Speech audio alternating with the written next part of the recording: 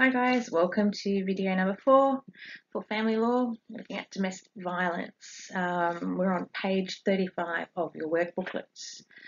Okay, so this first slide shows a link for ABC's program. You can't ask that. I'll put that link in your supplementary clips. It just looks at domestic violence and how it's actually affected actual real people. Okay, so your red box here is evaluate the effectiveness of the law in protecting victims of domestic violence.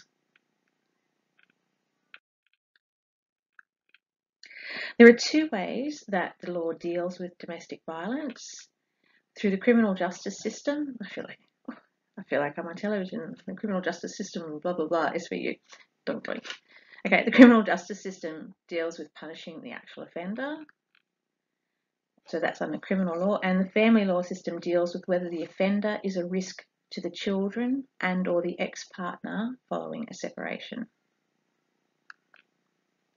We're going to look at the criminal justice responses in this section, and then we'll look at family law in the next one. But they'll all happen on this video. Okay, there are evaluations all the way through here, but the main part is in the family law section. Pausing for 1 sec. Okay, unpaused. Criminal law. So the main criminal law that deals with domestic violence is the Crimes, Domestic and Personal Violence Act of 2007. This is a standalone law. It is not just a part of the Crimes Act. This means that it's put on the offender's record that it was a domestic violence offence. But this doesn't mean that they're sentenced. This doesn't mean that they're sentenced differently. It's not taken into account that an attack by someone who knows you might be different from a random attack by a stranger. Okay, so law reform in this area is generally not very good. I'm sure you've heard me bang on a million times about one-punch laws. 2 teenage boys get taken out and we have all these great laws, 1 woman every week, and we don't have much of anything. Okay, so law reform in this area, not so good, and probably reflects the number of men who are in Parliament who've never suffered through domestic violence. It's not only men that are it's not only women that are victims of domestic violence. I'm not sure if I told you guys, but my brother has recently left his partner and he was the victim of domestic violence. And yeah, it was hard for him. He said he didn't feel stigmatized by the fact that he was a boy and she was a girl. He was just embarrassed that it had happened at all, and he was embarrassed that he didn't walk away the first time it happened. And he's been struggling with it. We talk often about why victims don't leave straight away, and even after she destroyed private property, namely a very large window in my house that I own in Newcastle, he still didn't want her to get in trouble with the police because he did love her. Okay, enough about that. Moving on, sorry. Okay. Here's me and my rant about the one-punch law. So the fact that law reform is weak is clearly demonstrated when the government quickly passes things like the Crimes and Other Legislation, Assault and Intoxication Amendment Act of 2014 after the death of Thomas Kelly. But it didn't seem so urgent when 1 woman dies every single week from a domestic violence attack. Coronavirus has actually had a rather large impact. So this is a contemporary issue that you can look at in family law. Coronavirus restrictions combined with unemployment and financial stress linked to the pandemic have caused domestic violence cases to spike across Australia. Despite the federal government's $150 million in additional domestic violence funding announced in March, there haven't been enough resources to meet demand in this chronically underfunded support services. This was from an article last year. The Worst year domestic violence soars in Australia during COVID-19. Okay, I've linked an article, or put an article into your notes. I'm not sure if I click the button what happens next, so I'll just go through the article. Looks a little something like that. I don't know if you can see that. Okay, so COVID-19 recession is trapping women in violent households. Sydney Morning Herald 2020. Oh, how many pages is this article? It's 2 pages. It's all right, I can read quickly. Frontline domestic violence specialists say that the economic impact of COVID-19 are disproportionately affecting victims, trapping them in situations of abuse due to financial dependence, unemployment, and a lack of affordable accommodation. Don't forget the fact that you're being locked down too. Not allowed to go anywhere. Okay, a survey of specialists at 34 community services across New South Wales found rising rates of women experiencing domestic violence since the onset of the pandemic, with more than 85% recording an increase in the complexity of client cases. The biggest concerns being flagged by frontline specialists at the moment are that perpetrators are ramping up their use of violence and abuse in the context of excessive drug and alcohol misuse, unemployment, and financial pressures. The results emphasise the economic impacts which are driving an escalation of violence and abuse, while at the same time leaving victims with less financial means to escape their abusers. In July, the Australian Institute of Criminology confirmed the pandemic coincided with the onset or escalation of violence and abuse. A survey of 15,000 women in May found that 4.6% experienced physical or sexual violence from a partner or former cohabitating partner in the previous 3 months. Almost 6% of women experienced coercive control, and almost 12% experienced emotionally abusive, harassing or controlling behaviour. 2/3 said the violence had started to escalate in the 3 months before the surveys. This crisis has disproportionately affected women. Workplaces and governments must not lose sight of the link between gender equality and preventing violence against women. That means applying a gendered lens to all policies and legislation, like ensuring that economic stimulus measures do not disproportionately benefit male-dominated industries. The national response to the pandemic should strengthen women's economic security, independence, economic participation, and decision-making in public life. Fran Bowick is a family and domestic violence counsellor and caseworker at Bondi Cottage in Sydney's east, where the caseload tripled earlier this year, freezing all new referrals for a period. She said one of the biggest barriers for women achieving independence in life after violence was finding a safe place to live. In the past year, domestic and family violence accounted for more than 1/3 of homelessness in New South Wales, with more than 25,000 women and children escaping violence requiring assistance. One of my clients ended up homeless because she couldn't pay rent and she was evicted. She and her 15-year-old daughter were living in a tent at the back of a sailing regatta during the school holidays. She'd already been approved for priority housing, but there was no available stock. That's my husband making big noises. Oh, I saw him. He's there. Ms. Boswick said local and state governments need to consider greater use of alternative funding models for victims of violence, such as subsidised private rental.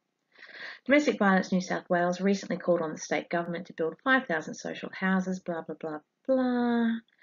The minister said, yeah, he's aware, promises, I'm going to make an investment. I am paraphrasing now because, 28 people were murdered in domestic violence in New South Wales in the year to June 2020, of tens of thousands of assaults reported to police, blah, blah, blah, blah, blah, blah, blah.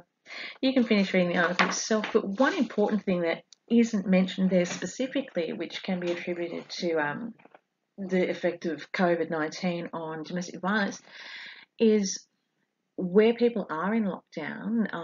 Let's say once upon a time the abuser was going to their job for a large percentage of the day and only home for a small percentage.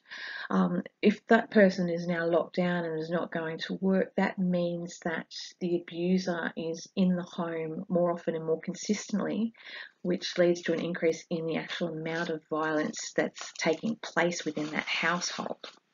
Okay, so COVID has had a really dramatic impact on domestic violence, not only in Australia but all around the world. Okay, so a brief list of government failures since 2014.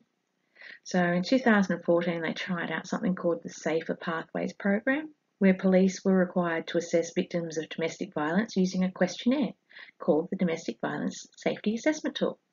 If there was a serious risk of re-victimisation, the police referred the victim to a safety action meeting where a team of experts would develop an action plan with the victim. Success? Question mark. Boxer evaluated and found 1.90% of people answered less than 12 out of 25 questions as yes, meaning that they failed the test. The questionnaire itself was not very good.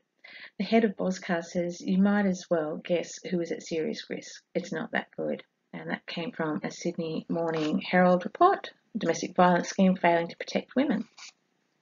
In 2015, they tried the DVEC statements, the Domestic Violence Evidence in Chief statements, video statements taken by police that day, so the judge can see what they were like at the time they were assaulted rather than months later when they're physically better.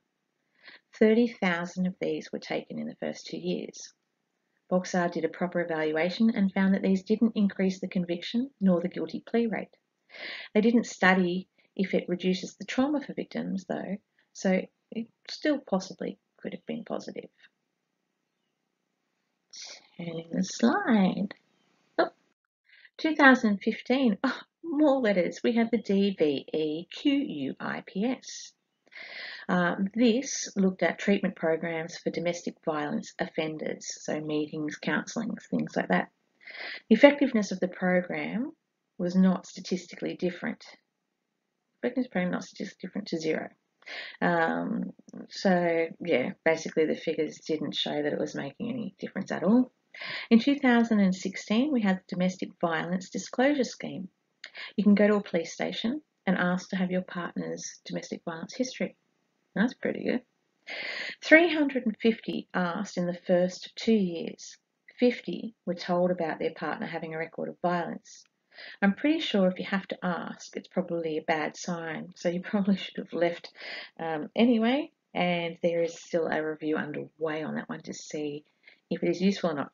Now, we talk about things when we're evaluating about accessibility. Had you heard of that before? Did you know that you could go to the police station and make inquiries as to whether or not your partner had a domestic violence history? Well, no. So obviously accessibility has not been really great on that. It is something I think that should be more widely known. But again, as it says in the notes, if you've got to the point in your relationship where you think, oh, I think I better check if he's going to hit me, probably should be out of there anyway. Okay, here's a sample question from the Domestic Violence Safety Assessment Tool. Even the COPS test has more questions about whether you'd enjoy working outside. Okay, risk indicator. Question 7. Is your partner jealous towards you or controlling of you? Yes. No. Unknown. Refuse to answer. Source of information if not client, e.g. do the police have anything? Question 13. Is your partner unemployed? Question 25. Has your partner ever been arrested for sexual assault? 1 or more yes answers equals a threat. 12 or more yes answers equals a serious threat. So let's say you go through it and lol, I only got 11 because he's got a job, so I'm safe now. Okay, thanks.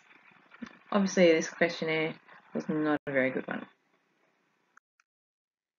Okay, ADVOs, or Apprehended Domestic Violence Orders. People talk about AVOs all the time. Throw it down there for domestic violence. So an ADVO is a court order that aims to protect a person by restricting or prohibiting another person from doing specified things. ADVOs are based on the protected person's fear of experiencing unwanted conduct from the defendant in the future. Conduct such as physical violence, intimidation, stalking, harassment, or threats. An ADVO is not a criminal charge or a conviction, it's just an order. However, breaching or breaking an ADVO is actually a crime. The maximum penalty for this is imprisonment for 2 years or 50 penalty units, which currently with the penalty unit value is $5,500 for a fine, or they can also be fined and face imprisonment. ADVOs are sometimes called restraining orders because an ADVO cannot make a defendant do something, just stop them. For example, an ADVO cannot order a defendant to attend an anger management course or drug or alcohol rehabilitation.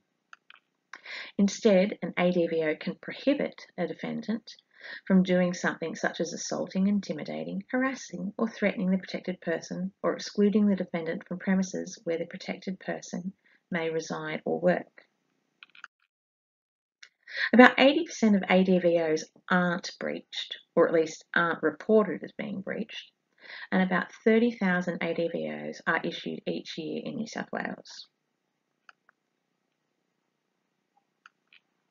But there have still been some problems.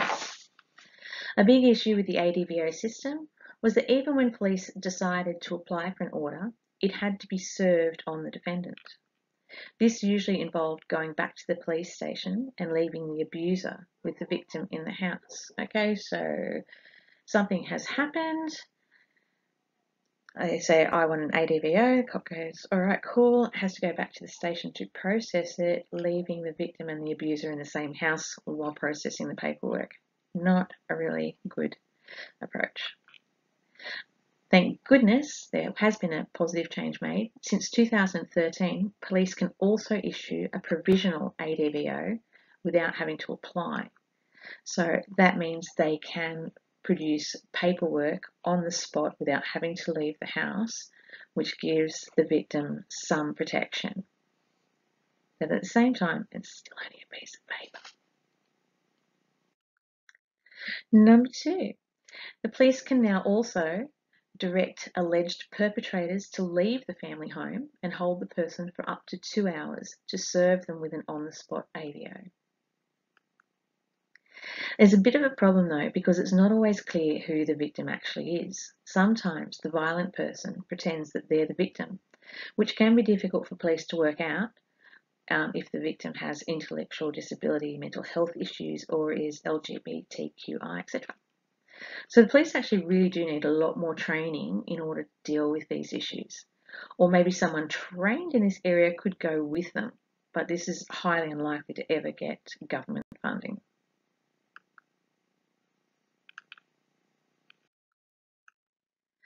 Number 3, ADVOs have always been a state government issue. So this means that the perpetrator often left the state, sometimes following their victim, and the ADVO didn't apply anymore.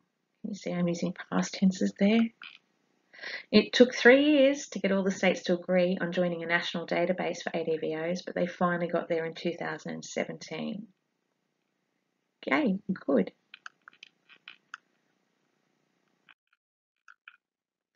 And remember that other than the criminal side of things, the Family Violence Act 2011 helped to prioritise the safety of children in divorce cases so as to protect them as much as possible from domestic violence.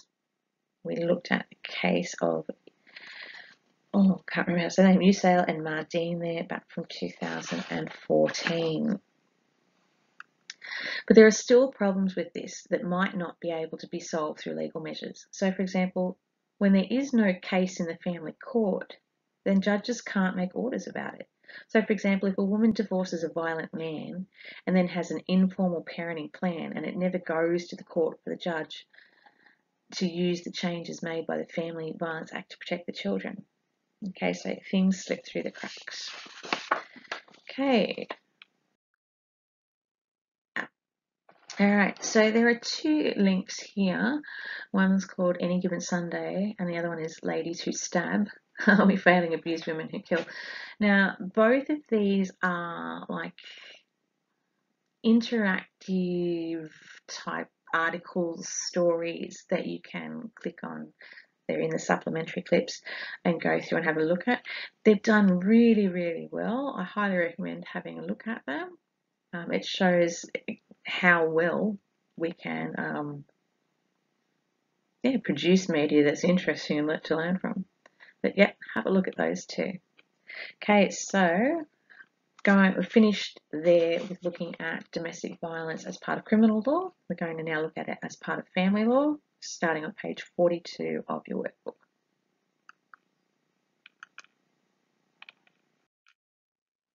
Okay, so judges in the family court and federal court, circuit court have a very difficult job when it comes to domestic violence. Remember this, their job is not the same as a criminal court judge. So if someone in a family case alleges domestic violence, the judges in these courts are not aiming to punish the person like a local court judge would.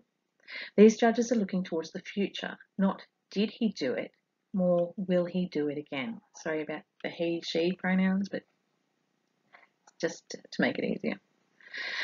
Okay, the standard of proof required about whether a person has been violent is also different.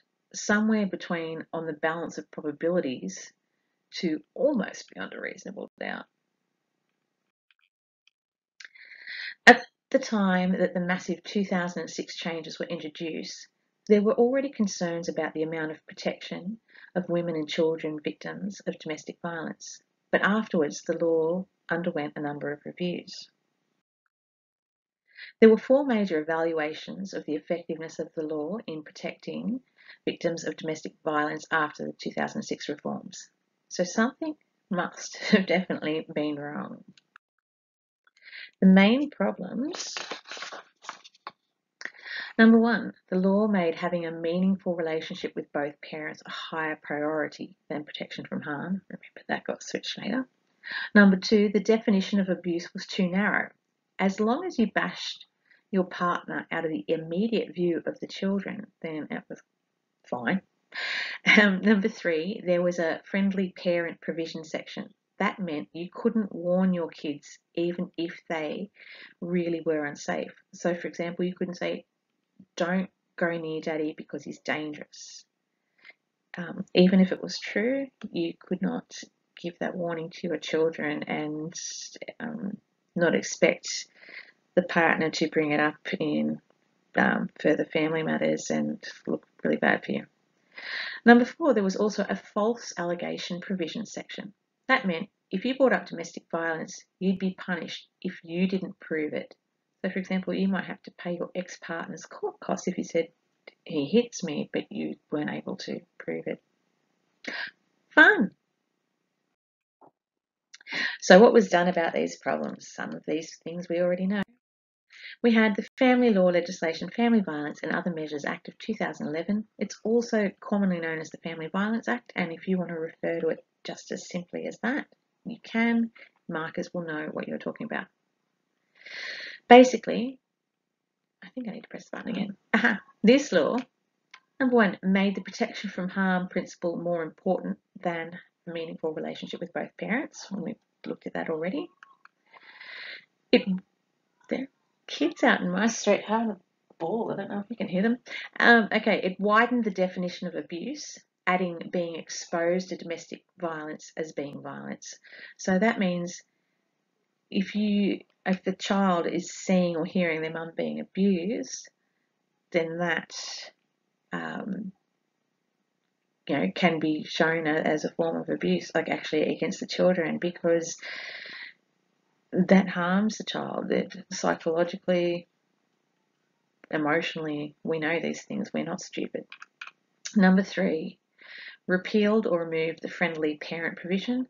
So essentially, if your ex-partner is a scary, scary monster, you're allowed to see your kids. If daddy's been drinking, keep away from him because he gets angry and hits. Number 4, also repealed was the false allegation provision. So my partner hits me, unable to prove it, at least you're not getting punished again on top of that by having to pay their court costs. So basically we've kept shared parental responsibility but brought balance back to the system so that protecting children is once again at the centre of all decision making.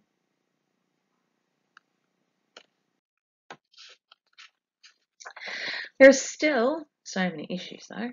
Number 1, we have weak criminal laws plus a lack of political will.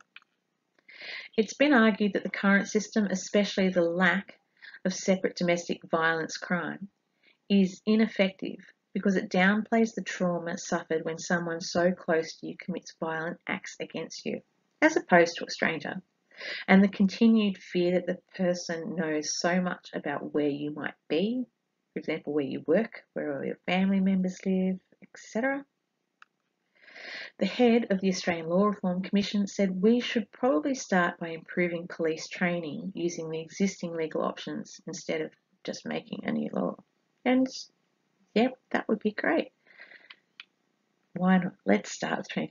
That means funding. Will the government do it?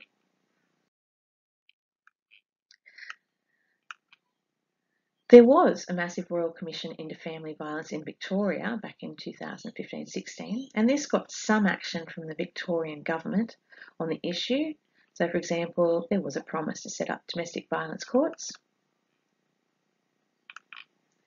But there is still much more of a focus on rare acts of terrorism than the far more common problem of domestic violence.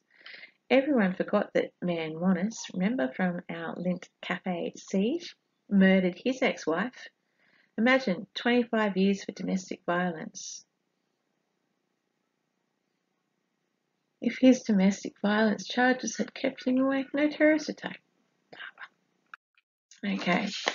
There are limits to what the family court can even do. The family court gets criticised by groups like Domestic Violence New South Wales for making orders for children to have contact with violent parents. This was more the case between 2006 and 12 for the Family Violence Act, but it does still happen. The court defends this because a risk assessment is done and the law still has that meaningful relationship section as the second most important thing to consider. In the worst cases, where a child dies, for example, the baddie, the court gets the most criticism, but you have to remember that in that situation and others, there was no family court case. The parents had come to a private agreement between themselves. The court can only protect children in cases where there is an actual case.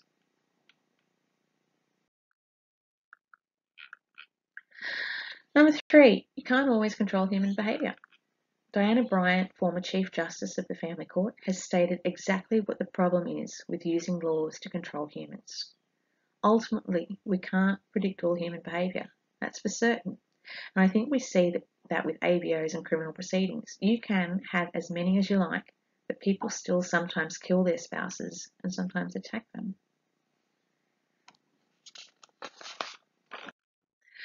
Number 4, a problem. Government funding cuts. A, legal aid. Because of a lack of funding, legal aid has had to bring in extra rules about who they will represent in family court. For example, if you are a woman who has been a victim of domestic violence and you need legal aid, they won't represent you if your ex-husband doesn't have a lawyer.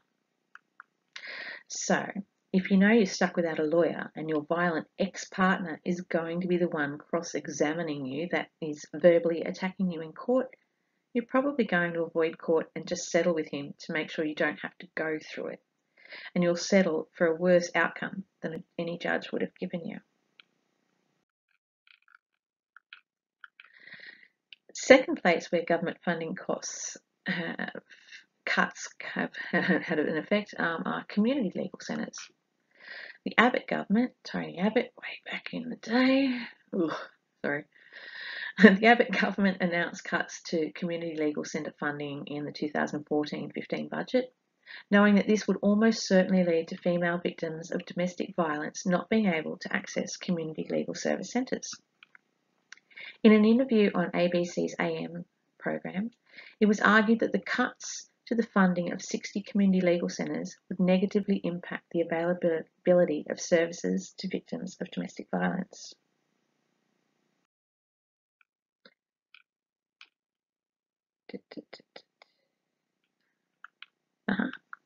Number 5, another issue, is the actual increasing domestic violence rate.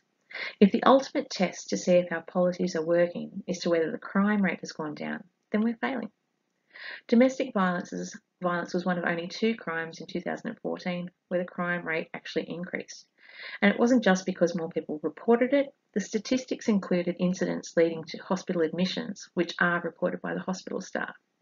Now that's back from 2014. If you think back to 5 minutes ago or 10 minutes ago, I was talking about how COVID-19 has led to an even further increase in the amounts of domestic violence that we're seeing. It's so bad. There's even a Twitter counter that shows you how many domestic violence incidents police would have responded to that day. I can't remember when I did this. I can't remember when I actually screenshotted this one, but okay, so this is just an example. So far today, police in Australia would have dealt with, on average, 716 domestic violence matters. Twitter, share, like.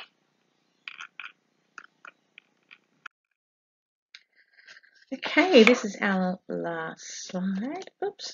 Actually, before we hit that last slide, there is one more page in your notes where I have included a October 21 media release, Court Reforms to Protect and Empower Domestic Violence Victims.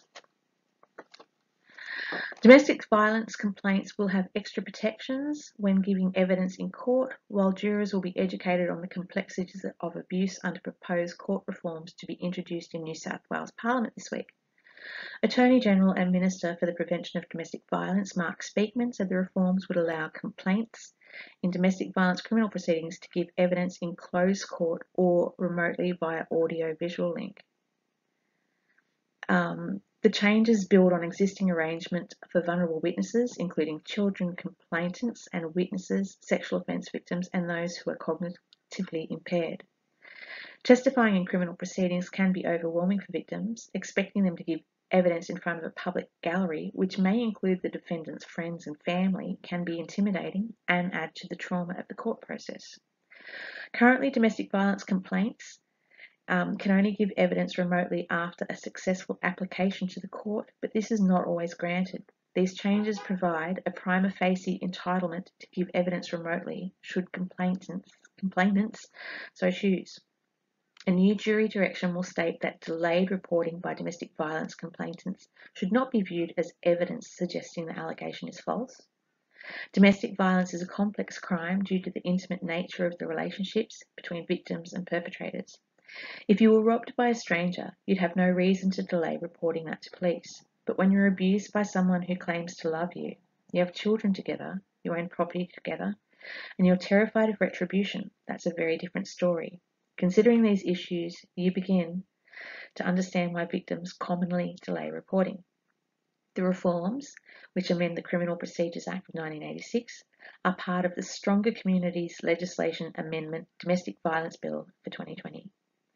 These reforms aim to ease the burden of the court process on victims so they're empowered to report abuse and can know that they'll be supported during proceedings. Okay, so a nice step up there by the government. Okay, so this last slide, what I have attached as a supplementary link is a program on SBS On Demand. It's called See What You Made Me Do. It's 3 parts, almost 3 hours in total. 3-part documentary series that explores one of the most complex and urgent issues of our time, domestic abuse. And the title, See What You Made Me Do, is a line often used by perpetrators of domestic abuse because you burnt the dinner, because you smiled at that man in the grocery store. I had to hurt you. See what you made me do. Okay, guys, on that very serious and scary note, I will leave you and, yeah, talk to you soon. Bye.